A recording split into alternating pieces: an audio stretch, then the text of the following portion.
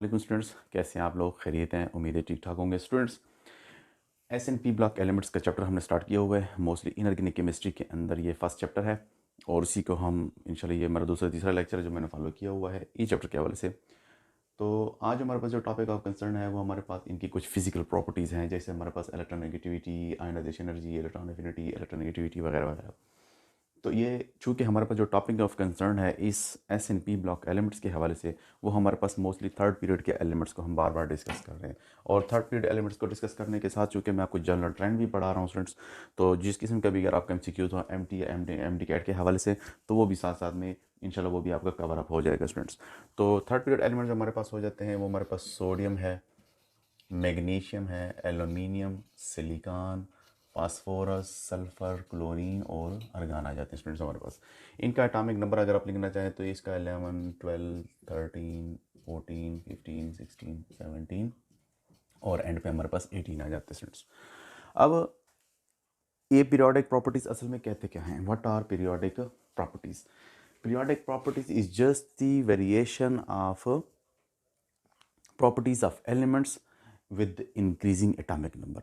यानी जैसे जैसे एटॉमिक नंबर बढ़ता चला जाता है कुछ वेरिएशंस आती हैं, और वेरिएशंस इस इसके अंदर आती हैं। मोस्टली जो आपको यहाँ पर कुछ प्रॉपर्टीज़ मैंने लिख कर भी दिए हैं, उनके इलेक्ट्रॉनिक कन्फिगरेशन में चेंजेस आ जाती हैं। आयनाइजेशन एनर्जी हो गया, इलेक्ट्रॉन एफिनिटी हो गया और इलेक्ट्रोनेगेटिविटी हो गया। तो क्या मैंने कहा, पीरियोडिक वेरिएशंस का मतलब क्या होता है कि ये वेरिएशंस हैं स्टूडेंट्स, कोई डिफरेंस है, variation of properties, variations of properties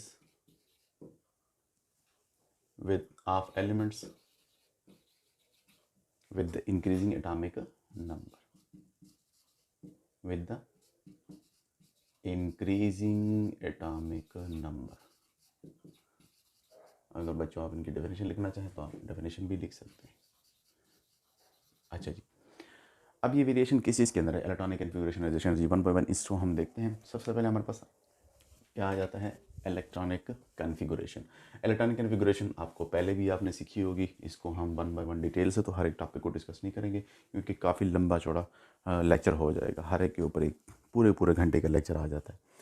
यहाँ पर एक जनरल ट्रेंड्स हम चुके पढ़ रहे हैं। आप चूँकि सेकेंडरी के स्टूडेंट्स हैं तो मोस्टली आपको इन चीज़ों के बारे में थोड़ी बहुत इन्फॉर्मेशन तो होगी, नहीं भी होगी तो इंशाल्लाह साथ साथ में आप लेक्चर को देखते जाइए, वीडियो को अंत तक देखें, इंशाल्लाह ये सारी चीज़ें अभी आपको क्लियर हो जाएंगी। स्टूडेंट्स, इलेक्ट्रॉनिक कन्फिगरेशन अगर हम कहें तो हम चूँकि इलेक्ट्रॉन को तरतीब दे रहे होते हैं सेल सब शेल्स के अंदर। तो यहाँ पर अगर आप किसी भी एलिमेंट्स के इलेक्ट्रॉनिक कन्फिगरेशन के, जैसे सोडियम से हम स्टार्ट करते हैं, सोडियम का एटॉमिक नंबर हमारे पास 11 हो जाता है स्टूडेंट्स।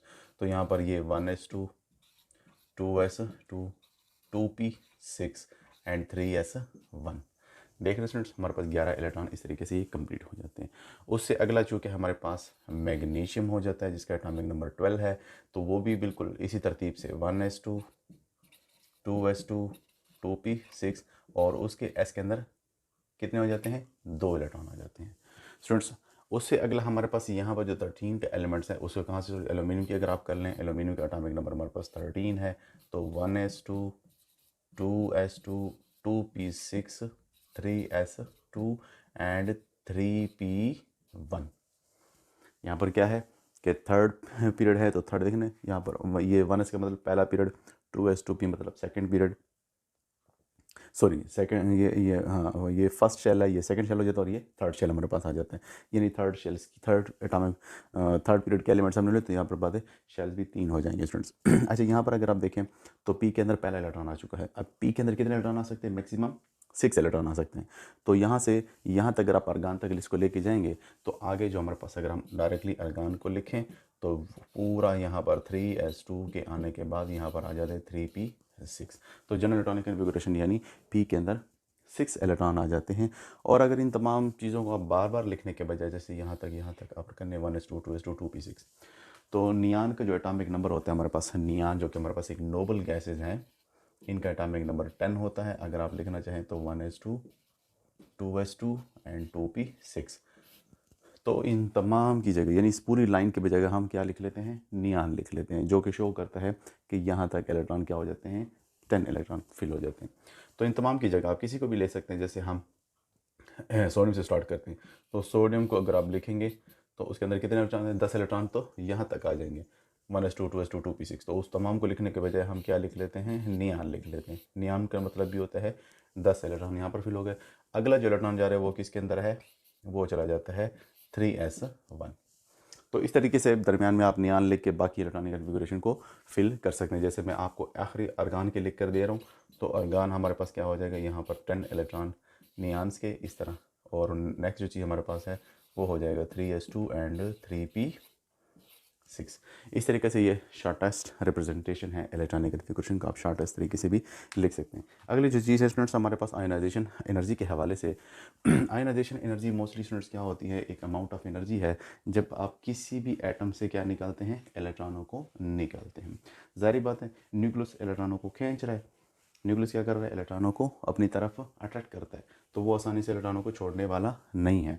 और आप जब लेफ्ट राइट जब जाओगे तो एटॉमिक नंबर चूँकि बढ़ रहा है, जाहिर बात है न्यूक्लियस के अंदर नंबर ऑफ प्रोटॉन स्टूडेंट्स बढ़ रहे हैं। जब न्यूक्लियस के अंदर नंबर ऑफ प्रोटॉन्स बढ़ते चले जाएंगे तो जाहिर बात है वो ज़्यादा फोर्स ऑफ अट्रैक्शन करेगा वैलेंशियल इलेक्ट्रॉन के ऊपर, तो इलेक्ट्रॉन आसानी से निकल नहीं पाएगा। इसलिए हम कहते हैं कि आयनाइजेशन एनर्जी जो है ना मोस्टली वो क्या हो रही है, बढ़ती जाती है जब आप left to right periodic table के अंदर जाते हैं। आयनाइजेशन एनर्जी और इलेक्ट्रॉन एफिनिटी मोस्टली 4 फैक्टर्स पर डिपेंड करते हैं स्टूडेंट्स। कौन कौन से फैक्टर्स हैं, न्यूक्लियर चार्ज, न्यूक्लियर चार्ज। दूसरा जो फैक्टर है आपका वो है एटॉमिक साइज। और तीसरा जो फैक्टर है स्टूडेंट्स वो है हमारे पास क्या हो जाता है, शील्डिंग इफेक्ट। स्टूडेंट्स काम के टॉपिक्स हैं, यहीं पर आपकी सारी चीज़ें क्लियर हो जाएंगी। शील्डिंग इफेक्ट, और शील्डिंग इफेक्ट के बाद आ जाता है वो हमारे पास आ जाती है next electronic configuration. Electronic configuration पर भी ये डिपेंड करते हैं क्या चीज़, ionization energy and electron affinity. Ionization energy students अभी बता चुका हूँ कि ये अमाउंट ऑफ एनर्जी होती है required to remove electron from the outermost shell of an atom in gaseous state. अच्छा, इनको हम गैसियस स्टेट में क्यों लेते हैं, अक्सर स्टूडेंट्स का क्वेश्चन आ जाता है, क्योंकि मेटल जो होते हैं ना ये मेटालिक बॉन्ड बनाते हैं और ये मोस्टली क्या होते हैं, सॉलिड फॉर्म होते हैं। अब सॉलिड फॉर्म में से कैसे इलेक्ट्रॉन को निकालोगे, क्योंकि हर तरफ से अगर आप इस किस्म के आप देखें तो वो जो मेटालिक बॉन्ड होते हैं यानी मेटल बहुत करीब करीब पड़े होते हैं, इलेक्ट्रॉनों का एक समंदर हो जाता है। आप लोगों ने पढ़ा होगा अगर वो मेटालिक बॉन्ड को, तो उसमें से सारे इलेक्ट्रॉन लूज भी करते हैं और उसी इलेक्ट्रॉनों को हर मेटल खींच भी रहा है, यानी एक ही इलेक्ट्रॉन है और वो फिर सबको खींच रहा होता है, जिसकी वजह से ये आपस में ग्लू, यानी ऐसे इलेक्ट्रॉनों के समंदर, यानी आप ग्लू की तरह समझो उसको कि पूरे फैला हुआ है इसके अंदर ये तमाम मेटल्स के ऊपर, तो इस इलेक्ट्रॉन को निकालना मुश्किल हो जाएगा। ये बाउंड है सारे एटमों के साथ, तो सबसे पहले 3 एटम को हमने यहाँ पर सेपरेट करना होगा, इनको गैस स्टेट के अंदर लेकर आना पड़ेगा। फिर जब गैस स्टेट के अंदर आ जाएंगे तो ये अब आसानी से, चूँकि दूसरे एटम का जो कंसर्न है वो ख़त्म हो चुका है, एक ही एटम है और उससे फिर गैस स्टेट के अंदर आप उसको आसानी से इलेक्ट्रॉन निकाल सकते हैं। अदरवाइज जैसे इनके 4 फैक्टर्स की अगर हम आते हैं तो जैसे जैसे आप लेफ्ट टू राइट जाते हैं पीरियोडिक टेबल की तरफ, तो जब हम हॉरिजॉन्टल पीरियड्स के अंदर जाते हैं तो ज़ाहिर बात है आप देख लें कि इनका एटॉमिक नंबर जैसे बढ़ रहा है तो ज़ाहिर बात है न्यूक्लियर चार्ज बढ़ेगा, न्यूक्लियर चार्ज बढ़ेगा तो उसमें से इलेक्ट्रॉन निकालना मुश्किल हो जाएगा स्टूडेंट्स। क्यों? क्योंकि नंबर ऑफ प्रोटॉन बढ़ रहे हैं। जब नंबर ऑफ प्रोटॉन बढ़ेंगे तो पॉजिटिव चार्जेस क्या हो रही हैं, एटम के अंदर पॉजिटिव चार्जेस बढ़ रही हैं। जब पॉजिटिव चार्जेस बढ़ेंगी तो इलेक्ट्रॉनों को वो मज़ीद मजबूती के साथ अपनी तरफ खींचेगा और इस खींचने की वजह से फिर ये इलेक्ट्रॉन आसानी से निकल नहीं पाएगा। और अगर एटॉमिक साइज अगर वही है एटॉमिक साइज अगर नहीं, आपके पास शेल तो सेम है, जैसे जैसे आ जाते हैं तो शेल तो सेम है, थर्ड पीरियड है, तीनों ही शेल है, लेकिन क्या हो रहा है नंबर ऑफ प्रोटॉन बढ़ते जा रहे हैं। जब नंबर प्रोटॉन बढ़ेंगे तो इसको निकालना मुश्किल हो जाएगा। इसी तरह इलेक्ट्रॉन एफिनिटी उसका उलट है, वो तो कहते हैं कि इलेक्ट्रॉन उसको चाहिए। जब ज़ाहिर बात है आप लेफ्ट राइट जाएंगे तो उसके अंदर हमें तो इलेक्ट्रॉन ऐड करने पड़ते हैं, तो ज़ाहिर बात है लेफ्ट राइट जाएंगे तो ये तो आसानी से इलेक्ट्रॉन लेंगे क्योंकि इनकी इलेक्ट्रोनेगेटिविटी भी बढ़ती चली जाती है। इलेक्ट्रोनेगेटिविटी क्या है, ability of atom to attract the shared weight of electron toward itself. ज़ाहिर बात है प्रोटॉन ज़्यादा होंगे तो पॉजिटिव अट्रैक्शन, पॉजिटिव चार्ज ज़्यादा होंगे तो इलेक्ट्रॉनों को ज़्यादा मजबूती से खींचेंगे, तो इलेक्ट्रोनेगेटिविटी भी बढ़ रही है।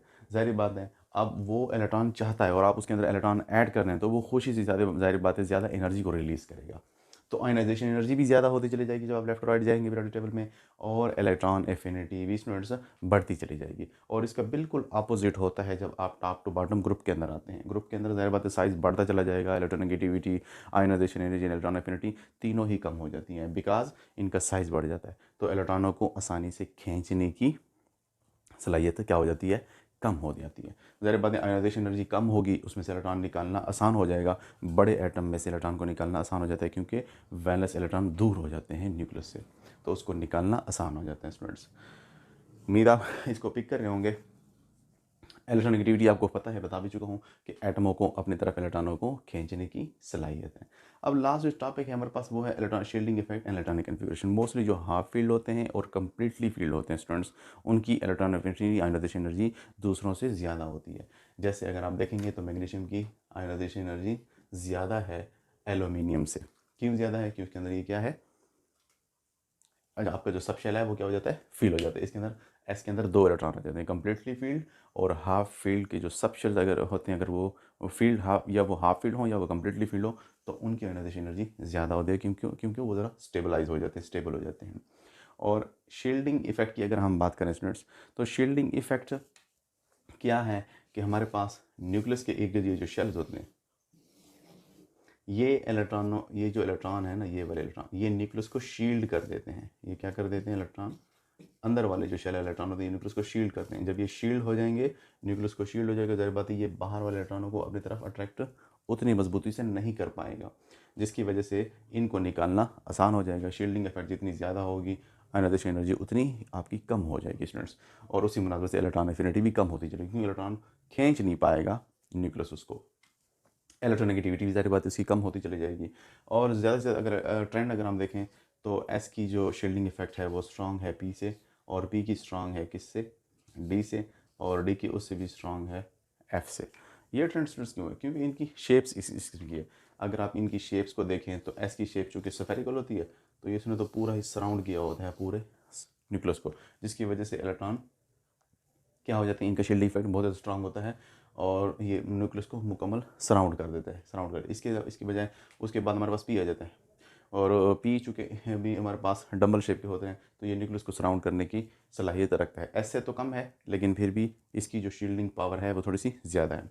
डी और एफ की अगर हम बात करें तो ये मोस्टली डिफ्यूज़ हो जाते हैं, इनकी डिफ्यूज़ शेप हो जाती है, जिसकी वजह से इनकी जो शेप डिफ्यूज़ होने की वजह से इस टाइप की डंबल ये मतलब इनका हमारे पास 8 फोल्ड स्ट्रक्चर्स हो जाता है, जिसकी वजह से ये उतनी मजबूती से इलेक्ट्रॉनों को खींच नहीं पाते, जिसकी वजह से हम कहते हैं कि इनका जो शील्डिंग इफेक्ट है वो कमज़ोर है, जिसकी वजह से फिर आप देखेंगे, हम इंशाल्लाह डी ब्लॉक एलिमेंट्स की तरफ देखेंगे तो लेंथनाइट कंट्रैक्शन या वॉल्यूम कंट्रैक्शन अगर आप देखेंगे तो वो आपको दिखेगा वहाँ पर। तो ज़ाहिर बात है इलेक्ट्रॉनिक कन्फिगरेशन या शील्डिंग इफेक्ट की तरतीब भी कुछ इसी में कि शील्डिंग इफेक्ट आपके पास एस के अंदर बहुत ज़्यादा है, उसके बाद फिर पी है, फिर इसका डी है और फिर एफ है। सबसे ज़्यादा शील्डिंग इफेक्ट किसी की होगी, एस की, फिर पी की, फिर डी की और फिर एफ की। तो उम्मीद है आपने इन चीज़ों को पिक कर लिया होगा।